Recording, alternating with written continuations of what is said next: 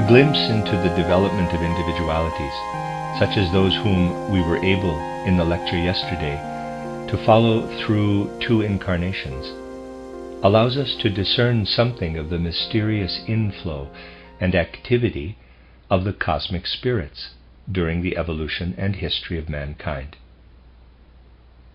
For when we keep before our minds the pictures which, in brief outline at least, came before us yesterday, the pictures of Julian the Apostate and of a later expression of this individuality in history as Tycho Brahe, the great astronomer, one thing may strike us particularly. Precisely in the case of personalities who signify something in history, we can observe that the special qualities of the individuality work over from one incarnation into another, but that what spiritual beings of the higher hierarchies desire to accomplish in history, using single individuals as their instrument, asserts itself in the straightforward course of reincarnation as a modifying factor. For we shall realize that in the 4th century A.D. it was the function of the individuality, who appeared as Julian the Apostate, to give, as it were, a last impetus for the final flaring up of the spiritual wisdom belonging to earlier epochs, and thus to preserve it from the fate that might easily have befallen it if struggling Christianity alone had been left to handle such treasures. And on the other hand, we shall realize that an individuality incarnated in a man whose good fortune it was to be initiated into the Eleusinian mysteries had opportunities on reincarnating for receiving in endless abundance the impulses of the time and the influences of beings working in the way destined for the 16th century. We shall find entirely understandable the greatness and power of the personality of Tycho Brahe, as outlined yesterday, if we realize that precisely because he had been an initiate in an earlier incarnation, he was able to bring to light an untold fund of macrocosmic science in its application to the microcosm. Such studies of occult history make us aware that it is men themselves who make history, but that history, in the last resort, becomes comprehensible only when we find the connection between the single personalities who appear and pass away, and the individual threads which run through the whole course of human evolution, reincarnating in personalities. But if we were to understand the historical life of mankind on our earth, we must always associate with it that which streams in from other worlds, supersensible worlds, through the powers of other hierarchies. In the course of these lectures, we have heard how certain high-ranking powers of the hierarchies have worked, through human beings, into all the civilization epochs since the Atlantean Catastrophe.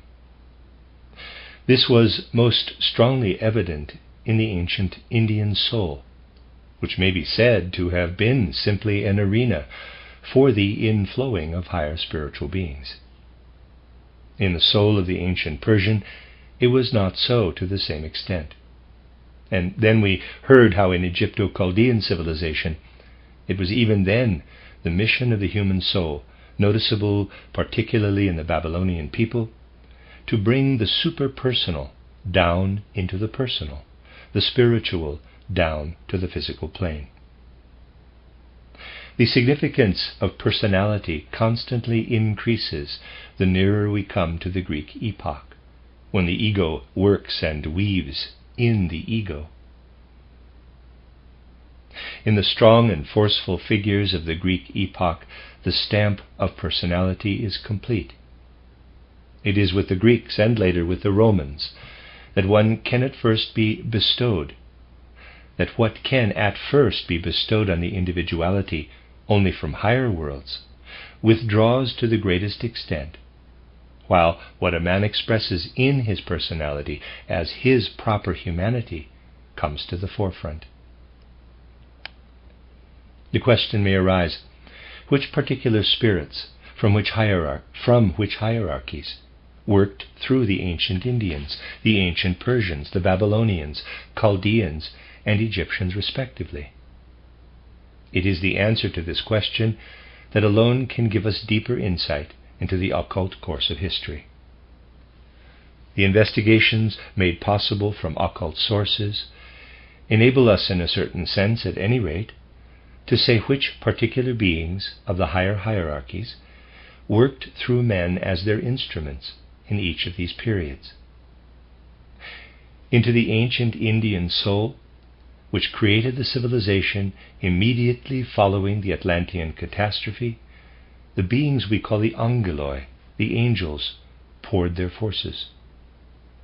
And in a certain connection, it is true to say that when a man of ancient India spoke, when he gave expression to what was active in his soul, it was not his own egohood speaking directly, but an angelos, an angel. Ranking only one stage higher than man, the angel is the hierarchical being most closely related to him, and therefore able, as it were, to speak more directly. It is in the ancient Indian mode of speech that an element foreign to the human comes most strongly into evidence, because the angel, as the being most closely related to man, is able to speak with the greatest directness. This direct expression was less possible for the beings of the higher hierarchies who spoke through the souls of the ancient Persian people, for they were beings of the next higher rank, the Archangels. And because these beings stand 2 stages higher than man, what they were able to express by means of human instruments was farther away from their own inherent nature than what the angels could express through the ancient Indians. Thus, stage by stage, everything becomes more human. Nevertheless, this downflow from the higher hierarchies is continuous, unbroken. Through the souls of the Babylonian, Chaldean, Egyptian peoples, the spirits of personality, the archai, express themselves. Hence it is in this period that the emergence of personality is most prominent, and what man is still able to give out from the forces streaming down to him is therefore the farthest removed from its origin, bearing the essential stamp of the human personal. And so, as evolution advances to the Egypto-Babylonian epoch, there is a continuing manifestation of the angels, the archangels, and the spirits of personality, archai. In the ancient Persians especially, we can see very exactly how they had an awareness that the archangels, the spirits of paramount importance in that epoch, were working into the human organism in its totality. We must not, to be sure, take an average Persian when considering the downflowing of forces from the hierarchies.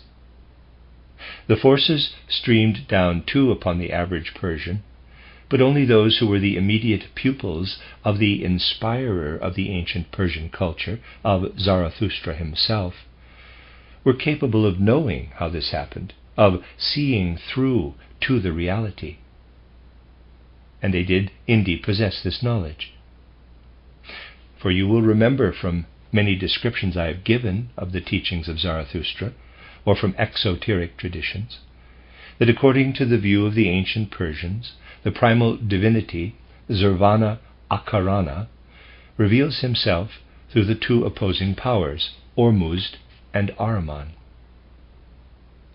The ancient Persians were clearly aware that whatever comes to manifestation in the human being derives from the macrocosm, and that the phenomena of the macrocosm, especially therefore the movements and positions of the stars, are mysteriously connected with the microcosm, with man. Hence the pupils of Zarathustra saw in the zodiac the external expression, the image of Zurvana Akarana, of the primal reality of being, living and weaving through eternity. Even the very word zodiac is reminiscent of the word Zurvana Akarana. The pupils of Zarathustra saw 12 powers proceeding from the 12 directions of the zodiac. 6 directed toward the light side of the zodiac, traversed by the sun by day. The other 6 toward the dark side, turned, as they said, toward Ahriman. Thus the Persian conceived of the macrocosmic forces coming from the 12 directions of the universe, and penetrating into, working into humanity, so that they are immediately present in man. Consequently, what unfolds through the working of the 12 forces must reveal itself also in its microcosmic form, in human intelligence. That is to say, it must come to expression in the microcosm too, through the 12 amshaspans, archangels, and indeed as a final manifestation, so to say, of these 12 spiritual macrocosmic beings, who had already worked in former ages, preparing that which merely reached a last stage of development during the epoch of Persian civilization. It should not be beyond the scope of modern physiology to know where the microcosmic counterparts of the 12 amshaspans are to be found. They are the 12 main nerves proceeding from the head. These are nothing else than material densifications of what arose in the human being through the in-streaming of the 12 macrocosmic powers. The ancient Persians pictured the 12 archangel beings working from the 12 directions of the zodiac, working into the human head in 12 rays, in order gradually to produce what is now our intelligence.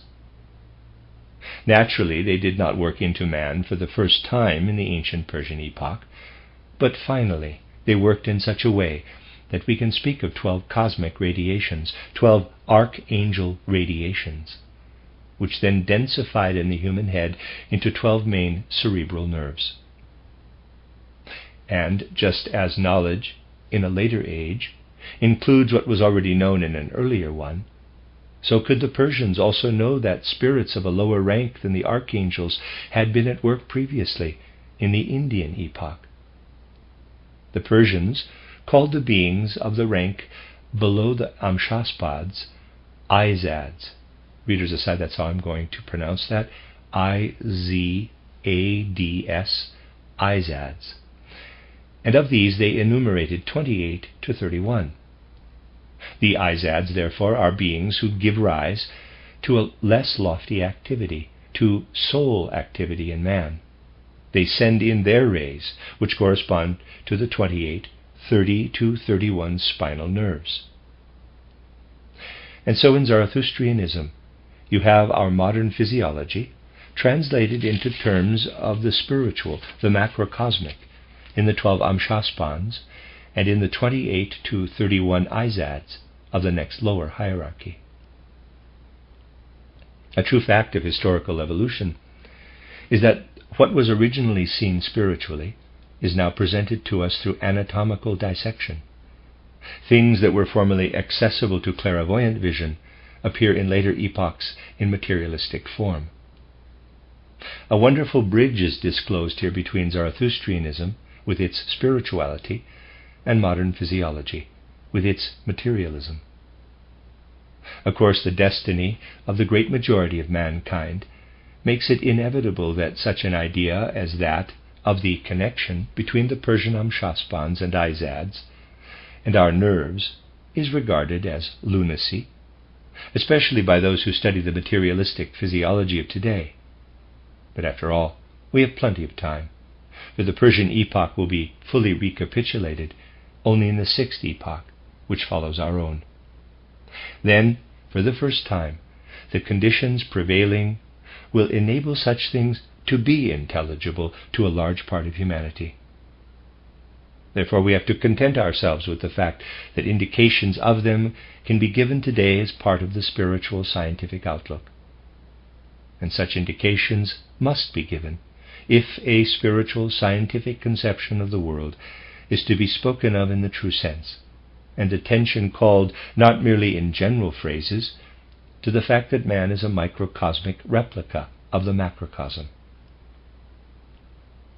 In other regions, too, it has been known that what comes to manifestation in the human being flows in from outside. For example, in certain periods of Germanic mythology, mention is made of 12 streams flowing from Niflheim to Muspelheim. The 12 streams are not meant in the physical material sense, but they are that which, seen by clairvoyance, flows as a kind of reflection from the macrocosm into the human microcosm, the human being who moves over the earth and whose evolution is to be brought about through macrocosmic forces. It must, however, be emphasized that these streams are to be regarded today as astral streams, whereas in the Atlantean epoch, which immediately followed that of Lemuria, and in Lemuria itself they could be seen as etheric streams. So, a planet which is related to the Earth, but represents an earlier stage of development, must reveal some similar phenomenon.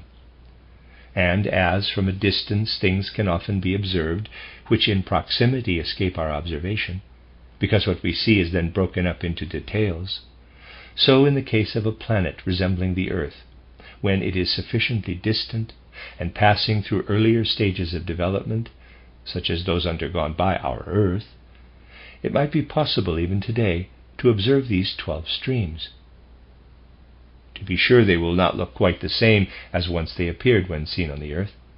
Distance is an essential factor, for if, to take an example, you are standing in the midst of a swarm of gnats, you do not see the swarm with its different shades of density. These are perceived only when you see the swarm from some way off. What I have just said lies at the root of the observations of so-called canals on Mars. It is there a matter of certain streams of force which correspond to an earlier stage of the Earth, and are described in the old Germanic myths as streams flowing from Niflheim to Muspelheim. Naturally, this is rank heresy from the point of view of modern academic physiology and astronomy. But these sciences will have to submit to a great deal of revision in the course of the next few thousand years. All these things show us what profound wisdom is to be divined in the simple saying, the human microcosm is a kind of image of the macrocosm. Such sayings themselves bear witness that the words touch directly upon the deepest treasures of wisdom. The saying that man is a microcosm in relation to the macrocosm can be just a trivial phrase, but rightly understood, it epitomizes an untold multitude of concrete truths. All this has been said in order to indicate to you the configuration of soul in the man of ancient Persian civilization. Especially in the leading personalities, there was a living feeling of man's connection with the macrocosm. After the beings whom we have named in their sequence as angels, archangels, and spirits of personality, archai, had worked until the age of the Babylonian Egyptian civilization, there followed that remarkable Greco-Latin civilization, which brought the personality as such, the weaving of the ego in the ego, particularly to expression. There too certain beings made themselves manifest, the spirits of form, who are one stage higher than the spirits of personality. But the manifestation of these spirits of form was different from that of the spirits of personality, the archangels, and the angels. How do the spirits of personality, the archangels, and the angels manifest in the post-Atlantean epoch? They work into man's inner nature. The angels worked as inspirers of the ancient Indians, the archangels, similarly, in the ancient Persians. But here the influence of the human element already asserted itself to a somewhat greater degree. The spirits of personality, archai, stood as it were behind the souls of the Egyptians, urging them to project the spiritual onto the physical plane. The spirits of form manifest in a different way. They manifest from below upward, as far more powerful spirits, who are not dependent upon using man merely as an instrument. they manifest in the kingdoms of nature around us, in the configuration of the beings of the mineral, plant, and animal kingdoms. And if man would recognize the spirits of form in their manifestation, he must direct his gaze outward. He must observe nature and investigate what has been woven into her by the spirits of form. Consequently, in the Greek epoch, when the paramount manifestation is that of the spirits of form, man does not receive any direct influence as an inspiration. The influence of the spirits of form works far rather in such a way that man is allured by the outer world of sense. His senses are directed with joy and delight toward everything spread out around him, and he tries to elaborate and perfect it. Thus the spirits of form attract him from without, and one of the chief spirits of form is the being designated as Yahweh or Jehovah. Although there are 7 spirits of form, and they work in the different kingdoms of nature, men of the present age have a faculty of perception only for the one spirit, Jehovah.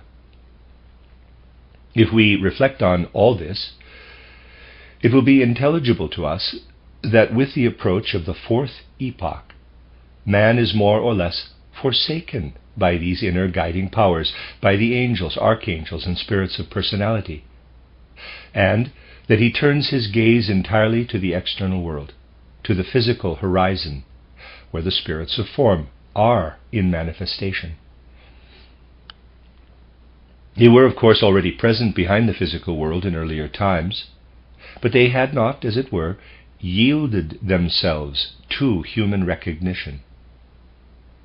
In the period immediately following the Atlantean Catastrophe, the spirits of form had been at work. They had been at work in the kingdoms of nature, in the laws governing wind and weather, in the laws of the plants, animals, and minerals. They had also worked in times more ancient still. But man did not direct his gaze to what then came to meet him externally, for he was inwardly inspired by the other spirits. His attention was diverted from the outer world. How is this to be explained?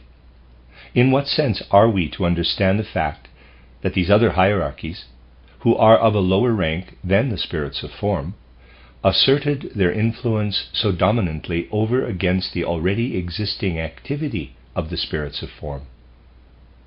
This is connected with a definite period in the evolution of the earth as a whole. To the clairvoyant vision, which, with the help of the Akasha Chronicle, looks back into the past, these things present an appearance entirely different from the speculative pictures based on the geological data of the present day. When we go back before the activity of the spirits of personality in the Chaldean epoch, before that of the Archangels in the ancient Persian, and of the angels in the ancient Indian epoch, we come to the period when the Atlantean cataclysm was at the height of its fury.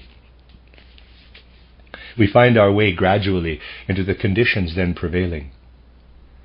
This is the time to which the legends of the deluge existing among the different peoples refer. But their picture of it was very different from that drawn from the hypotheses of modern geology. In still earlier Atlantean times, the picture was again quite different. Man was a being capable of transformation. Before this catastrophe, the whole face of the earth was different from anything that can be imagined today.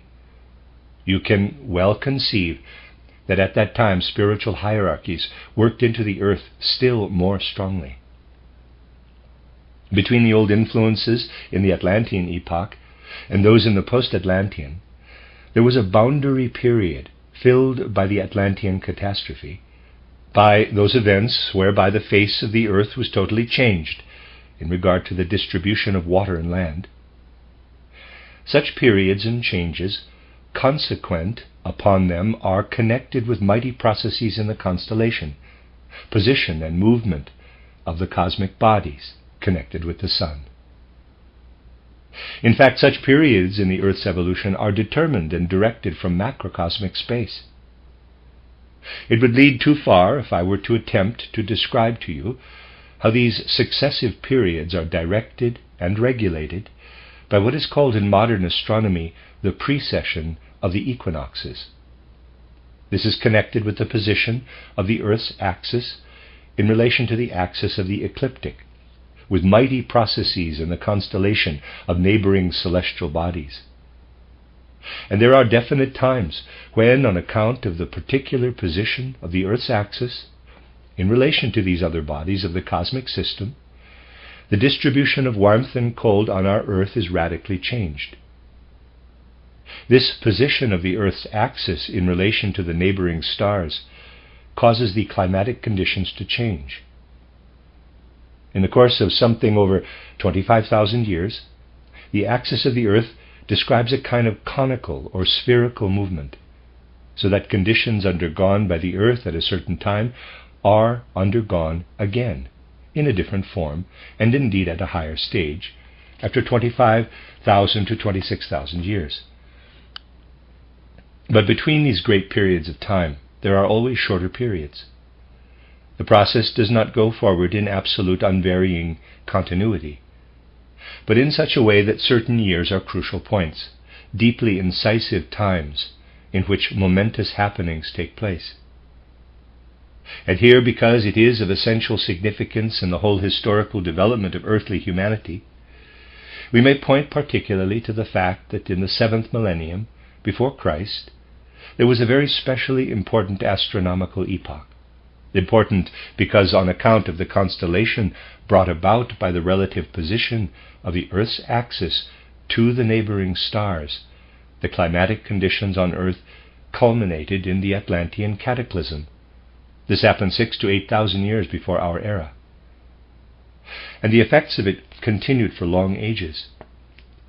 Here we can only emphasize what is correct as opposed to the fantastic periods of time that are mentioned, for these happenings lie much less far behind us than is generally believed.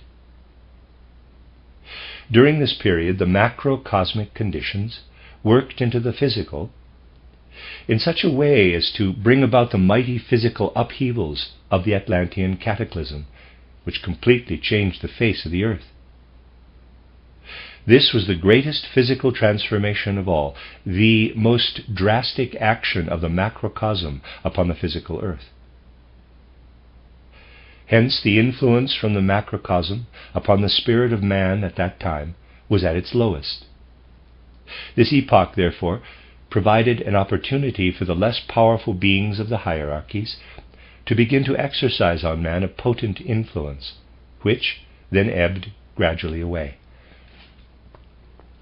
Thus, when the spirits of form were working powerfully to revolutionize the physical, they had less time to work also upon the spirit of man, with the result that the physical vanished, as it were, from under man's feet. But on the other hand, it was precisely during the time of the Atlantean Catastrophe that men were transported most completely into spiritual realms, and only gradually found their way again into the physical world in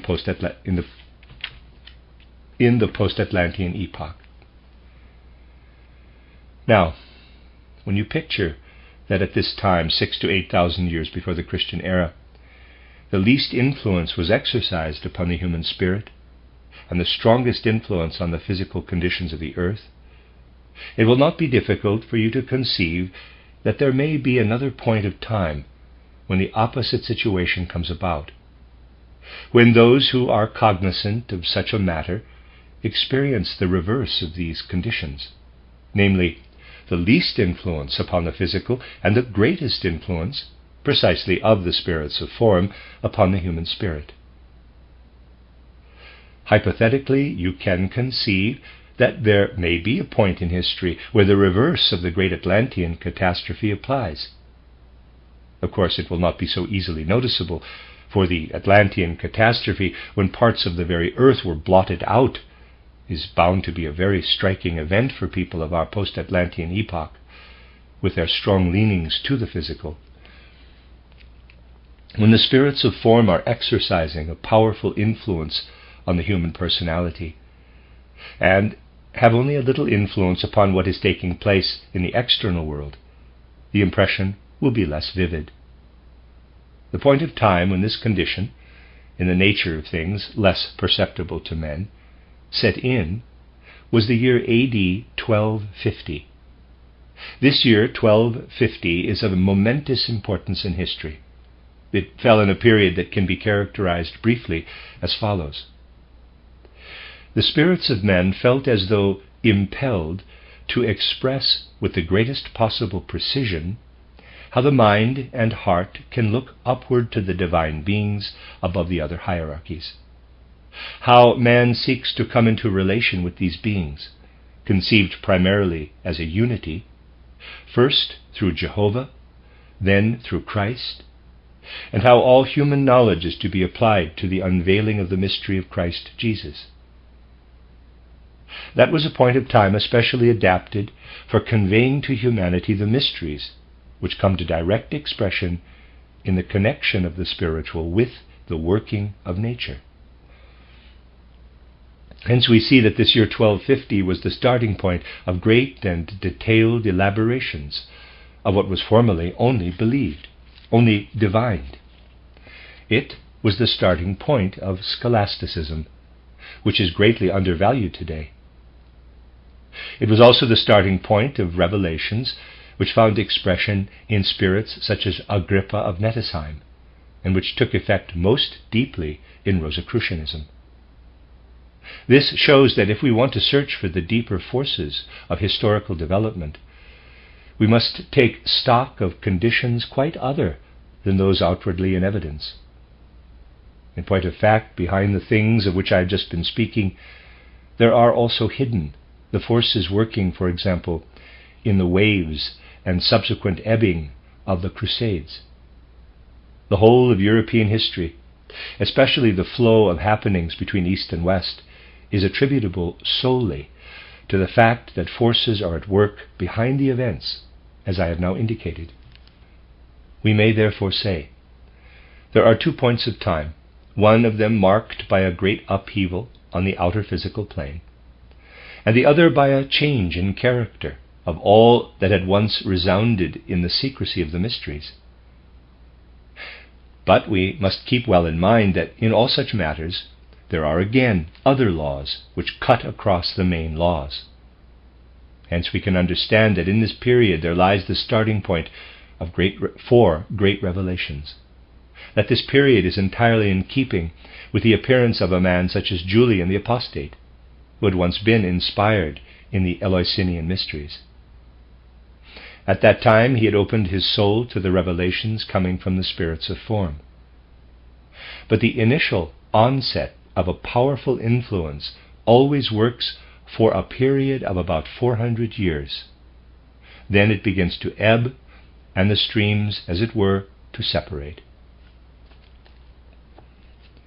Hence the eventual effect of what had been perceived at that time as spiritual reality behind the manifestations of nature was that men forgot the spiritual and paid attention only to the manifestations of nature. That is the modern mentality. Tycho Brahe is one of the last of those who still grasped the reality of the spiritual behind the data constituting the sciences of external nature.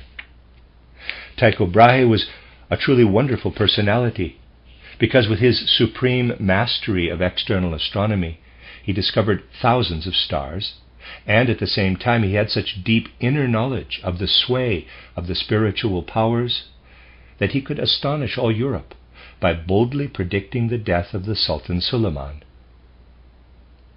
We see how out of the spiritual nature knowledge, which begins to appear in 1250, and is exemplified in spirits such as Agrippa of Nettesheim, there gradually emerges what later on amounts merely to perception of the manifestations of external nature, while the inner, the spiritual, remains in that mysterious stream known to us as Rosicrucianism. Then the two streams flow on. It is indeed remarkable how this process shows itself in actual personalities. Once, near the beginning of our German movement, I drew your attention to how in a personality of the 15th century there appears the continuance of a spiritual movement still connected with a certain knowledge of nature, and how the spiritual is then cast aside, and the further course is a purely external one. We can follow this in the case of a single individuality, Nicolaus Cusanus, 1401 to 1464. The mere reading of his works, and one can do much more than read, shows clearly that he combined a most penetrating spiritual vision with knowledge of outer nature, especially where this knowledge is clothed in mathematical forms. And because he perceived how difficult this was, in an age moving more and more toward external learning, he entitled his work, with epoch-making humility, titled Docta Ignorantia, Learned Ignorance. He did not, of course, mean to imply that he was himself an utter dunce, but that what he had to say was above the level of what was going to develop as mere external learning.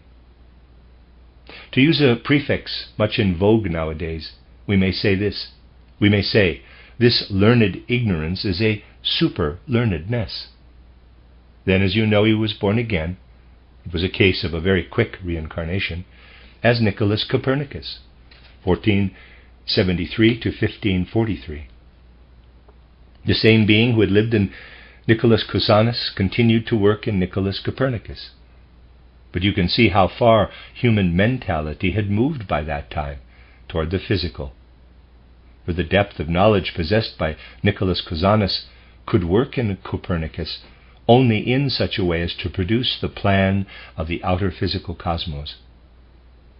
The knowledge that had lived in Nicolaus Cusanus was, as it were, filtered. The spiritual was ignored and recast in terms of external science. There we have a tangible illustration of how that mighty impulse was to work within a short period from the year 1250, which was its central point in time. What streamed into our earth at this point of time worked on its own way. It worked, let me read that again, I think there's a word missing. What streamed into our earth at this point of time worked on in its own way. It worked on in these two streams, one of which is materialistic and will become ever more so, while the other strives for the spiritual, manifesting particularly in what we know as the Rosicrucian revelation, which flowed in greatest intensity from this very starting point, although there had, of course, been previous preparation. So you see that there is a certain epoch, lasting for about 6,000 to 8,000 years, during which Earth evolution passes through an important cycle in regard to the historical facts with which man's development is interwoven. Such cycles are again intersected by others, for periodic forces of the most diverse kinds work into our Earth evolution. Only when we analyze, when we investigate the particular forces and their configurations, only then can we really fathom how things come to pass on the earth. Through all such forces and laws, mankind is brought forward, and human progress effected. You know, too, that in our century, but proceeding from a different stream, there is an important point of time indicated in the Rosicrucian mystery play titled The Portal of Initiation. Vision once again into the etheric world and the revelation of Christ in that world. But that belongs to a different stream. I am speaking now more of forces that work into the broad basis of historical happenings. If we want to understand these happenings fully, we must also take into consideration that such crucial points in evolution are always connected with certain positions of the stars, and that in the year 1250 the Earth's axis lay in a definite position and was therefore related in a particular way to the so-called minor axis of the ecliptic. When we take account of the fact that what happens on the earth is brought about by great celestial conditions, even external climates show us that further specialization and differentiation take place in the sphere of the earth itself. Because the forces work in a certain way from the cosmos, the earth is girdled by the torrid zone, then the temperate zone, then the Arctic zone. This can be taken as a kind of example of how what is brought about by spiritual happenings through the sun and other factors takes effect on the physical plane. But there is again differentiation on the earth itself. In the torrid zone, the climate of low-lying land is not the same as on heights, where it can be extremely cold. Hence, in the same latitude, there is a quite different distribution of climatic conditions to be observed in Africa, say, as compared with America. There is also something in spiritual evolution which allows of comparison with this kind of differentiation. For it is really true that in the epochs during which a definite character, due to the stellar constellations, is widely predominant over the earth, modifications, special conditions come about in the activities of the spiritual beings and in the souls of men. This is of great importance, for from time to time provision has obviously to be made for the distant future. Just imagine, naturally this is said hypothetically, that the wise leadership of the world was obliged, thousands of years ago, to say, there is a group of souls who must be prepared in order to accomplish this or that task in their next incarnations.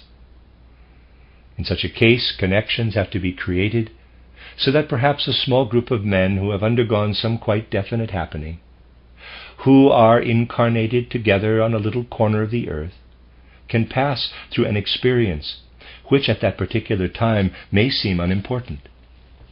But when we perceive how such men, having been crowded together in a small area, are scattered abroad in their next incarnations, and make effective for humanity as a whole what they received when they were living in this narrow compass, then the matter takes on a very different aspect. And so we can understand that in times when the general character of mankind has a certain definite quality, something very surprising may make its appearance in separate sections of civilization, something that is entirely distinct from the prevailing character. I will give you an example of this because it lies fairly near our own time. In Steintal, near Strasbourg, Oberlin lived. The deep-thinking German psychologist and researcher G.H. von Schubert has repeatedly referred to him. This Oberlin was an unusual personality, and he had a strange effect upon people. He was clairvoyant. I can allude to this only briefly. And after he had lost his wife comparatively early, he was able to live with her individuality in a communion as real as with a living person. Day by day he made notes of what was happening in the world where his wife now dwelt. He also marked this on a map of the heavens and showed it to the people who gathered around him, so that actually a whole community shared in the life Oberlin was leading with his deceased wife. Such a thing is strangely out of place at the turn of the 18th and 19th centuries. But if you take what I have said into consideration, you will grasp what it portends. Things such as were revealed to Oberlin are among the most significant in this domain in modern times. I may perhaps remind you that we now have a very fine literary and historical work dealing with Oberlin and these affairs. It is the novel by Fritz Lienhardt. You will find it extraordinarily stimulating reading, with regard not only to the character of this priest, but also to the cultural conditions of those days.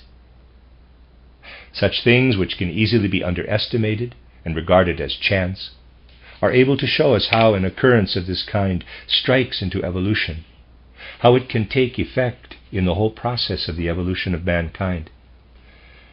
For the human beings who are thrown together in such circumstances, who gather round a personality as the central figure, are destined to undertake certain tasks in later incarnations. So you see, and this is what I wanted to bring before you today, how the great macrocosmic penetration from the vast universe into the souls of men is connected with what may take place in a minute arena. But these things become specially interesting if we connect them with another law, with such points of intersection in evolution as was the year 1250. At that time there was the strongest possible penetration into the souls of men, and that is not so readily noticed as the upheavals of continents. During the Atlantean Catastrophe, the spirits of form worked so little into the souls of men that the younger hierarchies held the field, as it were, at that time. Thus the activities of the different ranks of hierarchical beings are distributed. And it is important to know that again in these cyclic movements, certain laws of ascent and decline prevail. I indicated something of this when I said that in the year 1250 there was an impetus and then an ebbing away, which manifested in the current of materialism. Such things are often to be perceived. And it is interesting to notice how cycles of ascent and of decline alternate in the history of mankind.